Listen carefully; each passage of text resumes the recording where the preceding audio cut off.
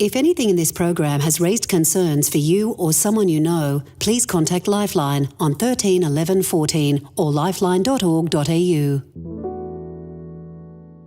Welcome to Sydney. Where's home for you at the moment? I'm out at Injune in Western Queensland. It's about an hour north of Roma. Delightful. Yeah. And Roma, for people who don't know, is the site of where the Australian gas industry first started. The gas industry in Roma is still very much alive and kicking. Mate, there was a fire in Roma that was so enormous. They didn't know what the fuck they were doing. They were just drilling for shit, and the bubbles started coming out and like, oh, this is bad. And sure enough, it caught fire. It burned for 45 days. It was so huge. People were coming from New Zealand to come and look at it as a tourist. This is in the 1800s. It's fucking amazing. And what happens up in Injune? That's where I got my business up there. So You're still cutting wood? Yeah, a timber cutter. So I got my logging business up there. You're a lumberjack and you're okay? Yeah. So cutting timber. We're about 2 hours northwest of Injune. When I first met you doing Bachelor, we did have some conversation about the Husqvarna T525. The little household chainsaw. Oh, you just small one, just a little one. When you've got but then you broke my heart a bit. You says, no, we don't really do anything with chainsaws anymore. It's like all big machines now. Yeah. Because it's much safer. Oh, and much more efficient. Was wood chop at the Ekka ever in your future when you were a kid? Nah, my stepdad cut timber pretty much like my whole childhood. Never, ever once was I like, that's going to be like my career, or I'll be doing that one day. But that's just how life works. It was just footy. Yeah, it was just footy. Yeah, right. Focus on footy. Like we always got told, it was always like when I was a teenager, and then even like early 20s, it was like footy ends one day and you need to have a plan about what you're going to do. Yeah. But I never had a plan. Like I just never had a plan. No. So when footy did end, and very unexpectedly for me, I was kind of like, oh, what now? And my stepdad was like, I was pretty wayward at the time, but my stepdad was like, mate, you're coming with me to work for me. And I went out there working with him, and mate, it was home for me. Yeah. So I loved it. And then started my own company, got my own contracts on my own machinery, and went from there. Much like, parts of the Northern Territory and parts of South Australia are just these hubs of AFL talent. What is it about Western Queensland? Because some of the most old-time players ever come from exactly the part of the world that you come from. What is it about Western Queensland? In Western Queensland, every kid born there, like you play rugby league, because that's the only option that you have. You play rugby league or you don't play sport. So I think every kid out there plays rugby league and then admires the Queensland Origin team and wants to be an Origin player. Lockyer, Beatson, all from out that way. Oh, there's been a heap. Well, if you talk, not even just like, if you talk country Queensland in general, unbelievable. It's just like the honour list is a mile long. Yeah, but that particular, that kind of Injune, Roma, particularly like out there. Yeah, well, that's Lockyer, Beatson. Yeah. Oh, there's someone else too. Oh, Bateman, one of the greats. How old were you when you kind of realised I might be better at this than other people? Oh, not in an arrogant manner. No. But like early on, probably like under 10s. Really? Yeah. And then what does it feel like when you're that kid, that great player, and then, I don't know, someone taps you on the shoulder and you go to a representative team or an area team, and now you're playing with other people of that standard. What's that feel like? I always questioned myself when you went to like the representative levels, because I was from the country, and then you'd go to the representative levels and they're all the city kids and all the kids who'd done other things and were in sort of like better competitions and high quality competitions. And I always questioned myself, and I was like, oh, do I really belong here, or was I just sort of like the best kid from my area? Yeah. But then your results speak for themselves. Yeah. But then you'd play good footy, yeah, and you'd be like, okay, no, I do belong here. Yeah. When you made your first grade debut, how was it? Raiders that you went all the way down to? That's a long way from Injune. Yeah. What was that like? I'd always obviously lived with my family to that point, and that was, as a 17-year-old, like leaving your family, moving interstate, pretty big move, pretty tough. I had a fair bit of homesickness to begin with, and found myself down in Canberra at 17 years old in a professional football environment. How do you deal with homesickness when you're 17? Not well, mate. Yeah. Not well. I don't think you deal with many things too well when you're 17. But particularly that. There's all this pressure that you've got on yourself, but also from people around you, and you start, oh shit, you're like instantly, oh, it's men. Yeah. Men. Yeah. With everything on the line. Yeah. Who see you as, are you coming to take my spot? Like it's hardcore. 100%. Yeah. It's a ruthless environment. Was there anything off field that was there to support you? Oh, not really, mate, to be fair. I mean, the off-field environment was pretty much like you idolize, like, you're a young kid and you idolize the people that you're now sort of training with. At that young age, I wasn't playing with them yet, but you idolize like the NRL players that you want to be one day. And then you sort of just tie in with them off field. And I think like the off field culture of the NRL is quite corrosive. Like it was drinking and gambling and that sort of stuff. And you just sort of tied in with that behaviour. And it doesn't seem abnormal because this is what we do. Oh, it's literally just normal. And I don't even think that's like solely part of the NRL. Like I've got mates who don't play football. And the normal, what you do in society is, on a weekend or whatever, you go to the pub and you have a bet and you have a drink and you get blind and then… I got real lucky that I didn't there was no mobile phone, so there was no mobile gambling. But I didn't know what the TAB was until I was like 18. I was on the dole.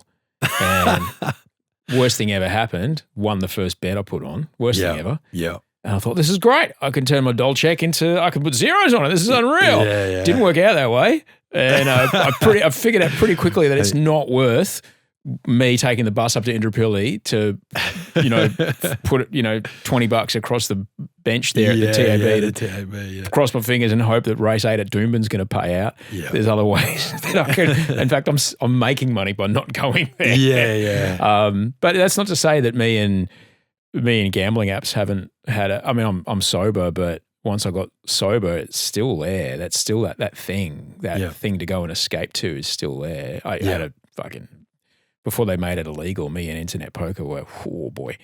Oh man. Really? Like two tables at once, like playing tournaments all fucking day. You got split screens. I did. It was the mid-2000s, mate. Yeah. So I was fancy. I had two monitors. You were high tech. Like I've got two monitors now, but everyone's got two monitors now because like gaming. But back then I had two monitors, and this one was that one was the porn one, but this one was the gambling one. I was playing two tournaments at the same time, like just in the daytime. Yeah. It was a bad time. Yeah. And when I talk about it when I talk on stage, like it was just normal because that's just what I was doing. If I talk about it now, I'm like, and it was US dollars. Like, what the fuck was I? You look back at some of like your behaviours and actions, and you go, it's just so insane. While you were playing, there was an injury. Could you talk us through what that week was like? Oh, well, yeah. I at the start of 2019, I did my knee, and it wasn't in the beginning actually meant to be that big of an issue because I tore my meniscus, and it was sort of like they were like, oh, it's be 6 weeks and you'll be back. Was it in a training or in a tackle? Playing footy in a tackle. Yeah, I just twisted, and then in the rehab, it was mismanaged, and I actually ended up with a fractured bone. So because it was bone on bone in my knee, where it was compounding, it like fractured. Fractured after the initial injury. Yeah, after the initial injury. Man. So then that was pretty much. They were just like, mate, this is like that's 6 months, pretty like nothing. That's like your season's done. And that was I was off contract that year, and obviously I had other issues going on outside of football as well. I was in like a bad place personally. And then my career was falling apart as well, and it was tough, mate. Like it was really tough. And then got to the end of my contract at the end of 2019, and signed a 1-year deal for like an absolute pittance for 2020. And I was like, okay, I'll do my rehab, get back to playing footy, and give it another go. And then COVID hit. Oh man! And COVID like shut everything down. And I just had to accept the fact I was just like, well, this is it for me. Like I need to go and earn some money. I mean, I know this experience from when I had all the hip surgery and stuff. getting told by my physio, I'll never forget, it was on Macquarie Street. He was standing between me and the Botanical Gardens, and I could see the gardens behind him, and he's telling me, he goes, yeah, you got FAI and osteoarthritis, you're going to have to stop running. And running was my identity. That was it. I was a runner. That is what I did every day. And he's like, are you all right, man? He even held me because he said, I thought you were going to fall over. Yeah, yeah. 'Cause I felt the floor drop out from under me. Yeah. What's it like when this thing that you've only wanted to do since you were under 10, under 6, suddenly gone? Yeah, it's difficult. When you draw your value in the world from, what you do, and then that's taken away from you, then you question yourself and you go, well, who am I? Like, where do I belong? Who am I? What place do I have in the world? If I'm not a NRL player, then who is Luke Bateman? Yeah, well. Who is Luke Bateman? And I was faced with that question very quickly and very unexpectedly. And it also happened in a time in my life where, as I said, like personally, things weren't well. My career had just ended out of the blue. It was a tough period of life. Were you in contact with your family? Were they aware of how things were? My mum was sort of the one who knew everything that was going on. And I kept telling her, I was like, you can't tell my stepfather, you can't tell Donnie, because I didn't want him to know, because I felt so much shame and embarrassment around it. So you can't tell him. But he knew bits and pieces, and then it got to the point where he had to, he found out about all of it, yeah. And so what, you're like 26? I was 26, yeah. Yeah, you're 26 years old. Yep. Surely you had an idea of what would happen if something didn't change.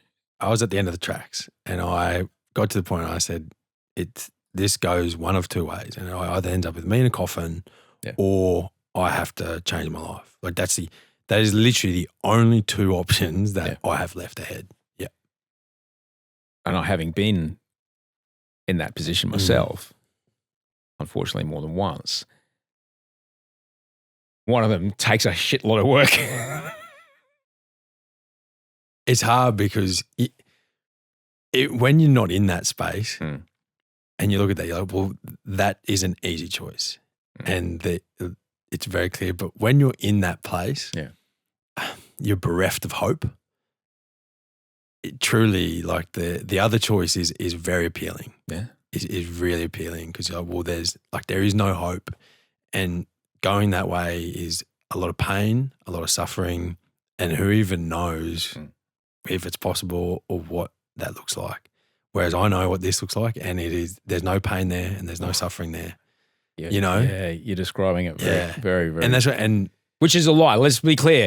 That's a lie. Yeah, sorry, but it's what your brain's convincing you of in the moment. Yes. That's actually no. That's not reality. It's not reality at all. But this reality. is how. But that's what that's what your thoughts, and that's what you're convincing yourself of. Yeah.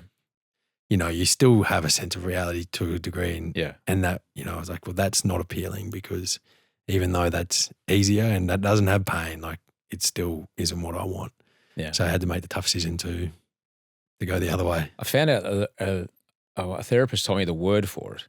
It's called surcease. It's a very old word, but it means surcease means I don't want to die, but I can't stand another day alive like this. Oh, that's very apt. And that's the word. That's the word that describes it. Surcease. That's nail on the head. That's it. Yeah. That's it. And in that point, it's unfortunate because our brain tries to convince us to make a permanent solution, or find a permanent solution to what's a temporary problem. That's right. Yeah. We are, as you mentioned, something happens to our perception of time, and we're unable to picture a time when it won't be like this. As far as we're concerned, this is how it's going to be forever. Forever. In that moment, when it was happening to me, I knew enough, because I'd gotten sober. I knew enough to know, my brain's starting to do this. I need to just pick up the phone, check my thoughts with someone else's brain. What did you do in those moments? I drove to my mum. So I drove to my mum's place. I walked in and I broke down crying, and I just said, Mum, like, I need to go to rehab. Like, was the only thing left to me. I was like, I have to go to rehab. Yeah. Because I'd resisted it at that point. I'd been resisting it for a long time, and I just because I was just like, this is the only thing I have left. How did you even know what it was? I had an idea about these places, but I didn't know that. I didn't know what they were, where they were, how they existed, how you got in. I had no idea. Right. My mum had done a lot of research on it. Right. Yeah, so my mum had done a lot of research because she was the one, she kept saying to me, she's like, Luke, I want you to do this. Luke, I want you to do this. Right. And every time she would tell me, I just would resist. And I was like, no, I'm not doing that. Like, I'm not doing that. Right. And then it just got to the point where I just like, nah, okay, I'm doing it. Yeah. Let's work out together how this happened. So she already had a bit of information on it. Uh-huh. And then together we made a choice. What did you do, like 30 days, 90 days? 30 days. 30 days? 30 days. Yeah. Yeah. And for people who wonder, like, what's that about? Like, what goes on? What was your biggest misconceptions about rehab? Oh, I don't think I wasn't resistant to rehab itself. I was resistant to being a person who went to rehab. I was resistant to the shame or admitting that I was at that level. Self-stigma is way worse than any stigma.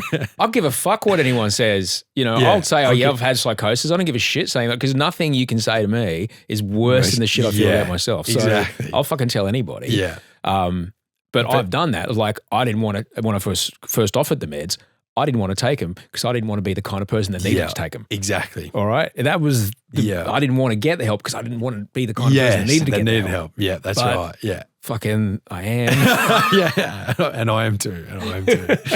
But yeah, so that's a hard way to get through, that one. It is, man. That's your ego. That's your ego being a barrier, and that is such a and that happens every single day in so many different avenues. But I went to rehab, and my rehab experience was obviously like it was a bit of a whirlwind. But I went to a detox clinic, so I was in the detox clinic with like alcoholics and drug addicts who were day one of coming off of like heavy drug use, and it was eye-opening to say the least. Yeah. But I always like the best thing for me, I was in there with these people who were, heroin and meth addicts, and it was just humbled me because I looked at them and I was like, you're my peer. Like, you are a fellow of mine. I am one of you. Mm. And to me, that was one of the best things that ever happened to me, that humbled me to the point, where before that I would have always thought myself above that. And then to see that person as my peer, as my equal, that was such a formulative moment in me as a person. My guy says to me, he says, you got to find humility before humility finds you. and I still have to seek it because that ego that got me into all the trouble is still around. It's not. Yeah. Still in there. And I still have to arm wrestle it. Like a Sylvester Stallone movie. Every day. Every minute. Some days better than others. Yeah. But it's so true, though. You do. Because humility found me. Yeah. And when humility finds you, it's not kind to you. So how do you balance the ego thing with showing up on a TV show like Bachelor? How do you hold on to that ego in that environment where everyone's, and for the show, it must be very difficult because for the show to work, we have to turn that person into, we have to put them on a pedestal. Yeah. We look after their every need. We have someone around who's there to get you a chewing gum. You want soda water. You want some deodorant, whatever you want, any time of day or night. Like, how do you keep your feet on the ground in that situation? By the time the Bachelor experience happened, I was actually pretty grounded as a person, and it's really important to meet situations like that with gratitude. Like, gratitude's a massive thing for me. I think gratitude's a really grounding practice. So throughout that whole Bachelor experience, every day I kept saying to myself, how lucky am I to be in this place? I'll never get to do this again. Not many people will ever get to do this experience. Like, how lucky am I that I'm the person who gets to do this experience? And I need to I did remind myself that every day, and was just very, as I said, just very glad to be there. Never thought myself above anyone, not above like the makeup artist, not above the crew, not above the film crew, not above anybody.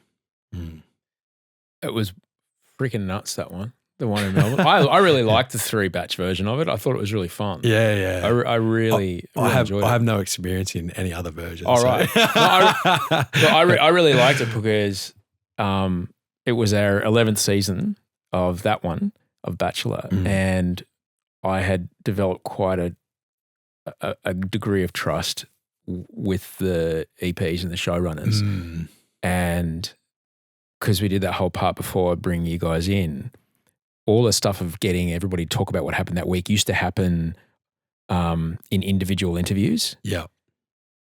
And because we were quite big Survivor fans and our directed Survivor, we thought, what if we did the Rose Council? What if we made it like at the end where JLP or now Janae is, I was like, oh, let's give it a shot. So we tried it in the Goldie and it was really good, but it's a lot. They put a lot of trust in me to be able to wrangle that. And there was a lot of big personalities in that room. So I really enjoyed, I like the dynamic. Of having those. Of having 3 blokes. Yeah, it was actually pretty good. Yeah. It was actually pretty good. It adds more layers for you. Cold as shit though. Shooting it was cold actually. Winter in Melbourne. What? Whose idea was that? It was cold. And then we'd do like the pool dates. Excellent, right? Mate, and then it's 2 degrees. And like, yeah, take everything off, jump in the pool. Like, what? What was it like when you watched it back? Because I know for me it's weird. You didn't watch it? Mate, I didn't watch it. You didn't watch it? Nah, I didn't watch it. I watched the first episode and I watched the last episode. Oh yeah. Yeah. That's it. Didn't watch anything in between. No, I couldn't do it, mate. It's funny, like I hate seeing myself on a screen. I know that sounds ridiculous because like I upload videos on social media all the time, but I hate watching myself on a screen. Why? I actually don't know. It makes me cringe. Like I just cringe at myself. I do kind of remember that feeling. I found that if I kind of looked at it from a place of like, how can I look at it like game tape? How can I look at it to improve? Over time, it was easier. That's a good tip, actually. It was easier. I'm happy to happy to chat to you about it. But I was also doing so much of it. We were doing like 20-something hours a week of it. Yeah. So you got used to it pretty quick. Yeah, that's true. It wasn't just like 90 seconds or a minute here or there. Yeah. It was all the time. Yeah. It was all the time. When you did get back up out of rehab and you got back, were you able to talk to your stepdad about that? Were you able to, jump over that? Because shame traps us, man. Shame traps us in a place where we don't get treatment. Shame traps us in a place where we isolate from people who are trying to help us. Shame makes us do pretty dumb stuff.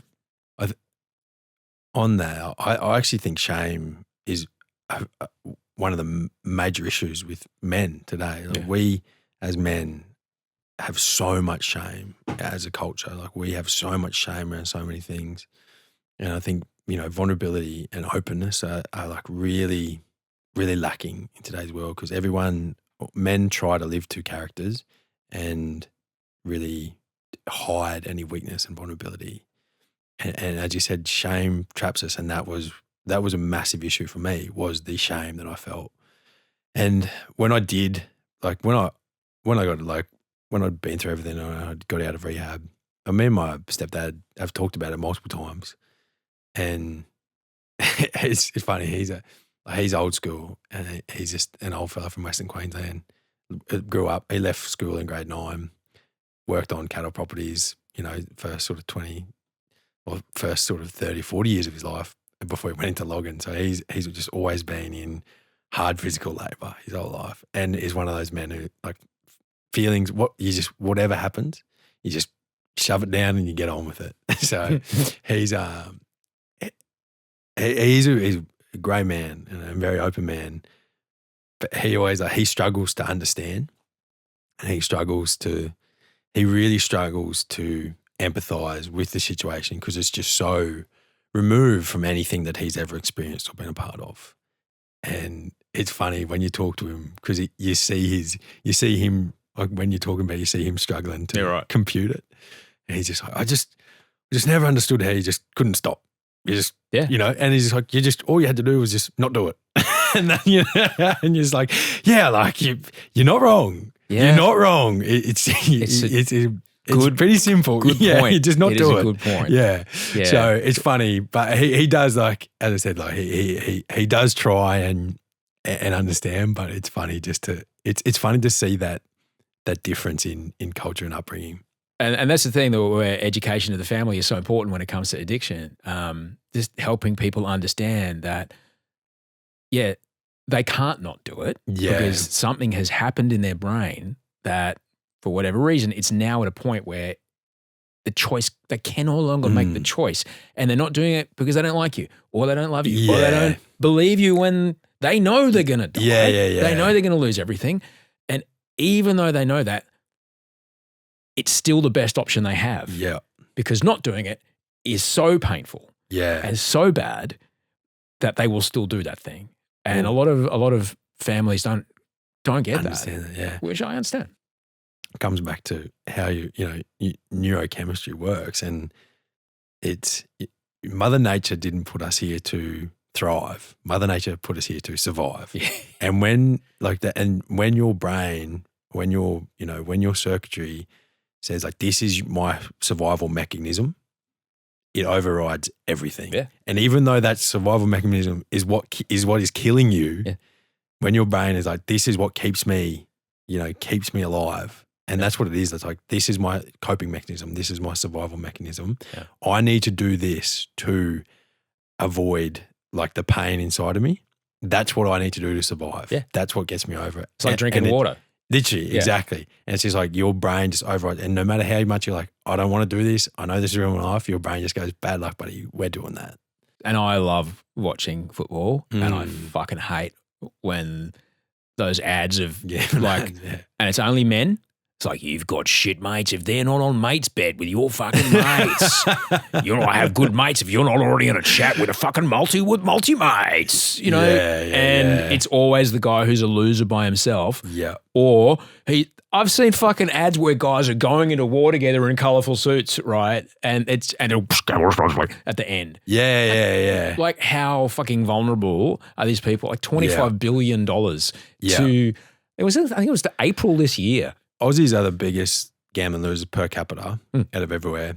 And I seen a stat the other day that said something like, we have 3% or 2% of the world's population and we have 50% of the world's poker machines. Oh, mate, when you get to that point and it's literally the money and there's entire industries and cultures built on it, how do you break down institutions that have been literally built upon that, and those institutions are now so large, and as I said to you, that is not gambling is not a rugby league issue. Gambling is a cultural issue. Oh yeah. I have mates who are just plumbers and sparkies and who have had the exact same issues as me, and then you go to the pub on a weekend and on a Saturday, who's the tab filled with? It's filled with young blokes, 18 to 25, 18 to 30. They're packed out in pubs every Saturday betting at the tab. It's just, it is ingrained into our culture. Ultimately, it's just trying to connect. It's just trying to connect with people over something familiar. It's belonging as well, which is something I think, many people are starved of. And when you're with your mates and everyone's betting on a Saturday, like, that's a place you belong. It's a place where you can draw, you can draw value in the world from. While you lose a staggering amount of value. While you really, really decimate your value. Yeah. To talk about reading for a sec, when you were a kid, were books a part of it, or was it just throwing footies around? No, reading was a massive part of my childhood. Oh, a huge part of my childhood. I always read books. I've talked about this very openly for a while now. I was so ashamed around my book reading. I loved reading fantasy books and I did it all the time, like flat out as a kid, but always at home, always in private, always always where I was on my own. With my mum. Mum was a massive reader, and her dad, actually, my grandfather, was a massive reader as well. And that's where I picked it up from, because mum was always reading. Yeah. So I was just reading with mum. Yeah. That's just what you did. And when you say read with, like you would read the same book at the same time? Or? Yeah. Oh, wow. Yeah. Well, I would make mum read my books. Uh-huh. So I would read like a real good book, and then I'd take it to mum and I'd be like, Mum, like you have to read this book. Like, this is such a good book. And mum would read my books with me, and then we'd like discuss them and we'd talk about them. And to this day we still talk about like the books that her and I read growing up. I do love that. Yeah. That yeah. is- It is. It was nice. It was nice, mate. It was nice. Me and my mum have a very special relationship. That's, it's lovely to hear you talk about, your mum and your stepdad like that. Me and my mum read together. But outside of that, like I never would ever have let any of the boys at school know, or any like the footy boys. I would never let anyone know that I was a big reader. I mean, you talk about shame, but like I was a card-carrying member of the Queensland Role Players Society. I was playing Dungeons and Dragons. Were you? Yeah, oh yeah, man. Yeah, at 12. That's sick. Oh, mate, absolutely. Like when it was like just nerds. Yeah. Like That's so cool. nerds. I actually like. There's a part of me that I have to grieve, like not having had that opportunity when I was a kid. What was it about fantasy though? That you're in the middle of Western Queensland. It all looks very similar out there. There's a lot of it that looks the same. I think that's why I loved fantasy so much, is because I had such a vivid imagination. Mm-hmm. And whenever I'd watch, movies and things like that, I would just always be living in these different worlds in my head. My mum hates it. She always says that I'm in La La Land. And I truly was, because I would just detach from reality and I'd just be in a room, but I'd just be elsewhere, just envisioning something or living a different life. And that's why I fell into fantasy, is because when I was reading these fantasy books, I actually felt a place of belonging, and I felt somewhere where I felt normal. Because when I was in the real world, I just kept being, I don't fit here. Like, I'm not normal here. You're growing up in a hard Western Queensland where everyone's a blue collar worker, and I just didn't see parts of myself represented in the world around me, but I saw those parts represented in books. Like the magic that I sort of felt in my brain was in books. So I just fell into that, and it just felt like a place of belonging. Have you gone through phases in your life where you'd stopped reading all the time? Yeah, when I was addicted, Yeah. when I went through depression, when I went through addiction, when I went through just like a lack of direction and hopelessness, I wasn't reading. Wow. And what comes first, the chicken or the egg, But in my recovery, like reading was one of the key things that allowed me to reconnect with myself and reintegrate all of the parts of me that I discarded. It is one of those habits that if you fall out of it, and now it's so easy because there's just so much tiny little amounts of dopamine, Distraction on a screen in front of you all the time. And then, I don't know, if you reread something, like I've read The Godfather like 5 times. The Mario Puzo book. You pick it up again, you're like, oh, that's right. It's fucking amazing. Yeah. It's incredible. Yeah. Why did you decide, like, I'm just going to start doing, talking about it? I mean, there's blokes who talk about mental health, and there's blokes who talk about beers, blokes talk about footy. Not a lot of blokes talk about reading. Nah, mate, not many blokes talk about reading, which is one of the reasons I wanted to. Yeah. And this was a part of my journey, back to myself. I discarded, there were many younger versions of myself. I've done it. I did a lot of inner child work. A lot of IFS, if you know what IFS is. What's that stand for? Internal Family Systems, which is Richard. So a psychologist in America, Richard Schwartz, he's the father of IFS. Internal Family Systems. Maybe I've done it and I hadn't realised what it is. It's inner child work. It's parts work. So it's parts work, and I've done a lot of it. And parts work is just all the different inner versions of yourself and all the different parts of yourself. And I had to do a lot of that. And through that journey was a lot of talking to younger versions of myself and listening to what they needed and listening to, I have done that. Yeah. You would have done it in some form. I have done. Just listening to what, like, the parts of me that were in pain were younger parts of me that weren't heard and were just, were being pushed aside and having gambling and alcohol and drugs poured on top of them to keep them silent. So I was reconnecting with them. And during that journey, I've rediscovered my reading and fantasy books were not only a way for me to rediscover myself, but they were also, and as you know, like recovery is really difficult. And that journey, to use that word again, that journey is so hard and just as painful as the descent. Oh yeah. The ascent is just as painful. A different kind of pain. Yeah. But during that, the fantasy books gave me the reprieve and the respite from the world that I was trying to like. Because it's hard. It is hard. It is hard work, and I have done the work you're talking about. And those parts of me, they just wanted to be recognized, and they wanted to be a part of who I was as a person. And that's why I started talking about books, about fantasy books, because I'd spent 30 years of my life having so much shame and secrecy around such a massive part of who I am. Mm-hmm. And I'd never been a part of a community. I'd never had any friends or wider world where I could explore the stories and the fantasy and the books that I loved. And I got to the point where I was like, I'm not going to continue my life for any longer without finding a community where I can express this part of me. And that's why I started talking about books. Right. What did it feel like when the reaction that happened, which was explosive, showed up? Yeah, mate, it was very anxiety inducing. Yeah. Because what I pictured was, I'm going to talk about fantasy books and there'll be 5 people that will see the video. And I was like, no one will see this video, or I won't, this won't be a massive reveal to the world. Like this can just be in baby steps, and I'll just find some close friends quietly. Yeah. And then I put my first video up and it got like 2 million views. Oh, wow. And it was funny because I actually had a number of messages from like football blokes, sort of like taking the piss out of me about it. And I was just, and in a way it was actually nice that I sort of just got thrown in the deep end. Yeah. Because I just had to, I was just like, well, I don't have a choice now. Yeah. This is just what it is. I have to confront this. Yeah. And I have to face my fear.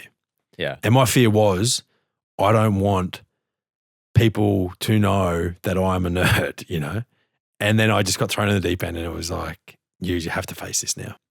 I'm sorry that you went through what you went through when. Oh, don't be. After it kicked off and people went, well, if you really like it, we can see an opportunity for you and for us here. How about we both work together on something? And then people are mad at you for getting opportunity they didn't have. And that I'm sorry that I'm a bit annoyed that happened to you. Oh, mate, I don't think in any way, shape or form I hold any like resentment or like a grudge or dislike about that, because that's such a, like I completely empathize with the reaction that received. The reaction came with the information available. I know my whole story. I know everything that went through. I know it all. People don't. So their reaction was based off of like a limited amount of information. It all happened very quickly. It happened quickly in your eyes. It happened quickly in my eyes, it happened quickly in the public's eyes. But to go from 0 to 2 million very quickly, to be thrown in the deep end, and now, oh, would you like to write some stuff? Why did you say yes to it? I started writing my book in January, and when I pitched to the publisher, I had the entire trilogy planned out. So I'd already started writing my book because I just said, I don't want to get to my deathbed and look back and not have written a book. Oh yeah, nice. So I just had to do it for myself. Good way to start it with like the only pressure you've got is your own. That's good. Well, yeah, and it was all part of like you would know like a future self exercise. So you like, what do you want to be when you're 80? Mm-hmm. And then you reverse engineer that. Yeah. So that was a part of that process. And I was like, well, when I'm 80, I want to be a person who's written a book. Yeah. So I need to start writing a book because I'm not going to start writing a book when I'm 79. So I started writing the book, and then obviously the social stuff gained traction. And I said to my manager, I said, I want to be an author one day. And my manager said, why wait? And I was like, well, that's a great question. So yeah, so we reached out and I took I had 10,000 words written. I had an entire trilogy planned out. I had character arcs, plot arcs, themes for all the books, took it all to them, pitched it all to them, and they said, we love it. You know, there's people who say, like, I've gone to therapy, and there's people who say, I spoke to someone. The kind of stuff that you've been speaking about, it's clear that you've done some pretty serious work. And rightly so, because it was life or death, and I understand that. Yeah. What would you say to men about why would they need to go to therapy? Why would I want to ask my 4-year-old me anything? Oh, it's a great question. I think the way that I would encourage or make it, make it something that the men then see it as like, oh no, I need to do this. And this is a quote from James Allen, and it says, man can't move within and stand still without. And I think all men, want to achieve something. And if you want to achieve something in your outer life, you must first have your inner world in order. If you want to do big things in the world, if you want to achieve, if you want to achieve your worldly goals, you must do inner work. Like, you cannot achieve in the world if you have not got your inner world in order. And I would, if you pitch to men like that, like if you want a goal of whatever your goals are unachievable unless you get your inside yourself right, that's never going to happen. And I would pitch it to men like that. Mm. We may not realize that we've got these unconscious choices within us that keep these patterns repeating in our lives. Because as you mentioned, it's a survival mechanism, and we just do what works or what has been working. But at some point it stops working, and at some point it starts to not be good. We might not realize we're in it. Mm. What would you say to people about how they might check to see if they're where they want to be, and if they've tried everything they're doing, maybe it could be time for some other ideas? It's a hard question to answer for me because I would answer it as the person that I am now. But I know that the person I was when I was wayward probably would hear what I have to say now and would disregard it and not listen to it. So what would you say to that guy? What would you say to 25-year-old Luke? I would say, do you feel confused? Do you feel in pain? Do you feel misery that you don't understand and that you can't describe? And if your answer to that is yes, then you need to seek help, and you need to seek knowledge, and you need to seek tools and awareness to be able to help with that. That's the way that I would frame it to that bloke, because I think that's the only way. Because that person, that Luke, he wouldn't have understood. Like, I could give him the best advice in the world, but he wasn't in a place or capable of understanding that advice. All he knew, or the only answer that he would have been able to give me, is that I don't understand what I'm feeling. I don't know. I can't. It's say, can you describe what's happening? And his answer would be no. And if that's your answer, then you need help. And I would also say to anyone who's in that place, no matter how long it takes you or how hard it is, every bit of it is worth it, because the amount of joy that I feel today, like nothing that I felt before could compare to the amount of like joy and fulfillment that I feel today. I started podcasting when I was still explaining to people what it was. Yeah. And I spent the first 4 years podcasting, grabbing someone else's phone, downloading the app, and then showing them how to listen to stuff. And now it is this. Yeah. Why podcasting for you? Firstly, I love books. I love talking about books, and anywhere that I can talk about books is a great place for me. So podcasting is somewhere I can do that.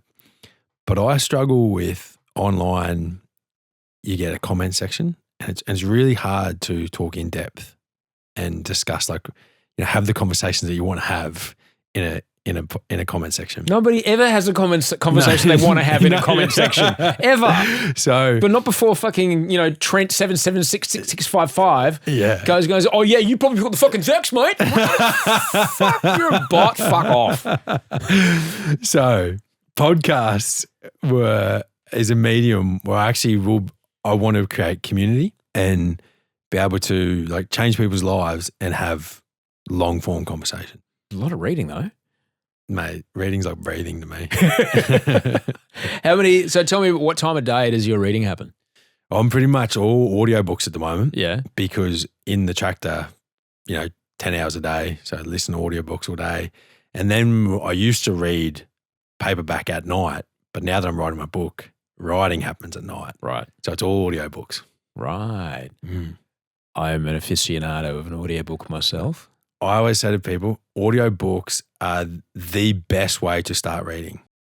It is the best way to start reading. If you don't like reading, listen to audiobooks. The same part of your brain lights up when you listen to an audiobook as when you read. It's no different from reading, and it will instill a love into you, and it is a gateway to paperback. It's a gateway drug to stopping in an airport and going, oh. Yeah, 100%. Yeah, I'm nonfiction in the day, dystopian science fiction at night. Yeah, that is, love it. The weirder and like real super nerdy physics based shit. Yeah, I'm fucking here for it. Well, good luck, man. What do I say? Good luck for you. You're gonna fucking smash it. Oh, thanks, mate. You're gonna kill it. You're gonna kill it. I really appreciate that. I'm absolutely gonna kill it because again, I see it in. I have this one woman focus group in my house, and I see her more and more in the last. I mean, she was a reader when I met her when she was 10. She's always read, but more and more, I see her very deliberately leaving her phone somewhere else in the house and just out the back reading a big fat novel. Yeah. And it just brings me such joy. 100%. She's not alone in that, which is also really good. I'm so grateful you came in, man. Thank you so much for making the time for us. Good seeing you again, mate. It's good to see you too. Yeah. Thanks for coming, man. Thanks for having me, mate. Appreciate it.